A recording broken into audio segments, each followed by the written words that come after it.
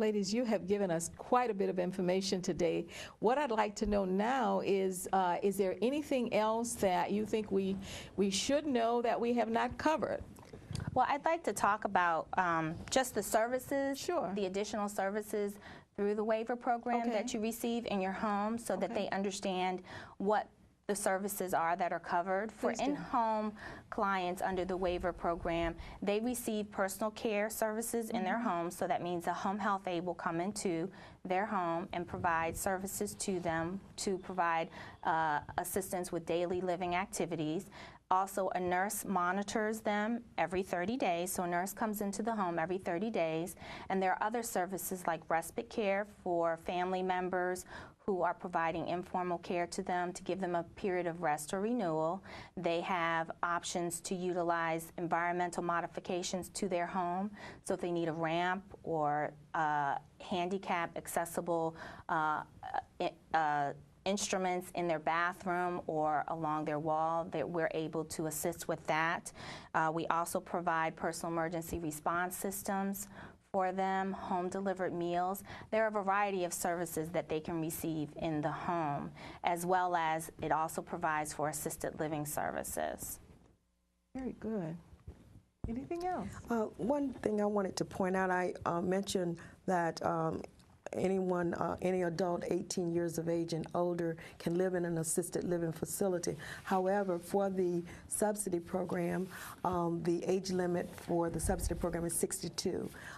You must be 62 years of age or older in order to receive the subsidy funds. Just wanted to make sure that so you have to clear. indeed be a senior. A senior in to order. receive that. However, if you're 18 and older, you can live in the facilities but not receive funds from the Maryland Department of Aging. Okay. And I would like to add something that was not said earlier or elaborated on, is that Medicare will pay for certain types of nursing home care.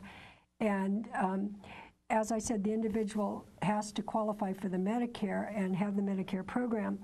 But it typically will not cover long-term care services. Long-term care meaning anything that is not a skilled level, or they're not in there for physical therapy after a hospital stay, or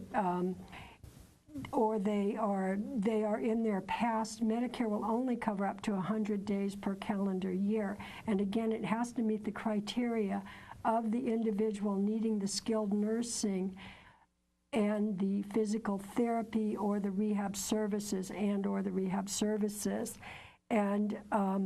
Medicare will never pay more than the 20 days at 100%, and then they'll cover up to 80 days, 80%.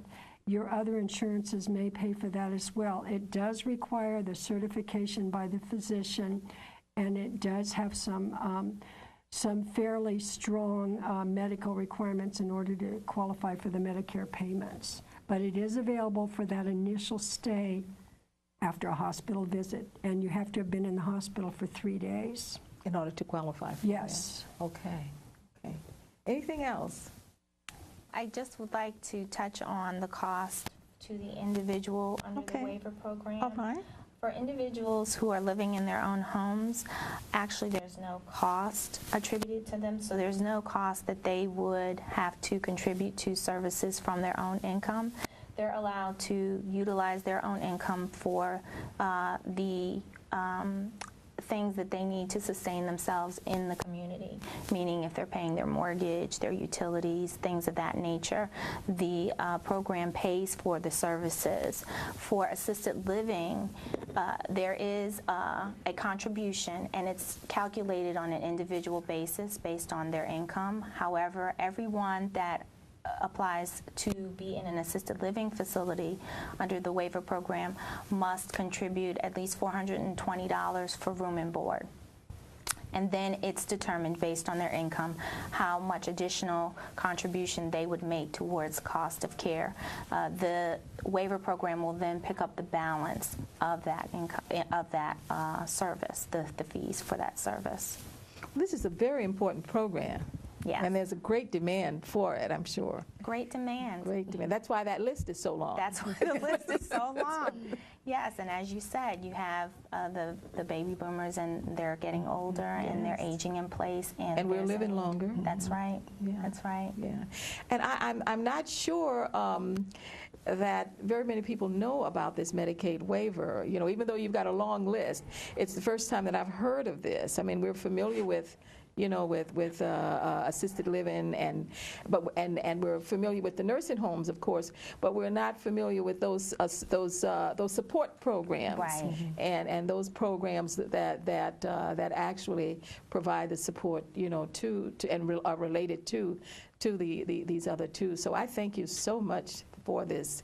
Thank you Ladies, for you've done a having us. tremendous job. We are very excited about the fact that you took time out of your busy schedule to come and talk with us about these programs that the Prince George's County Department of Family Services Administration on Aging is providing. Thank you very much, and we hope to see other members from your area, from your area of work, come and talk with us. We're going to have a number of sessions like this in the future where we will discuss other programs that are provided through the Administration on Aging. So Thank again, you. thank you very much. Thank you for having us.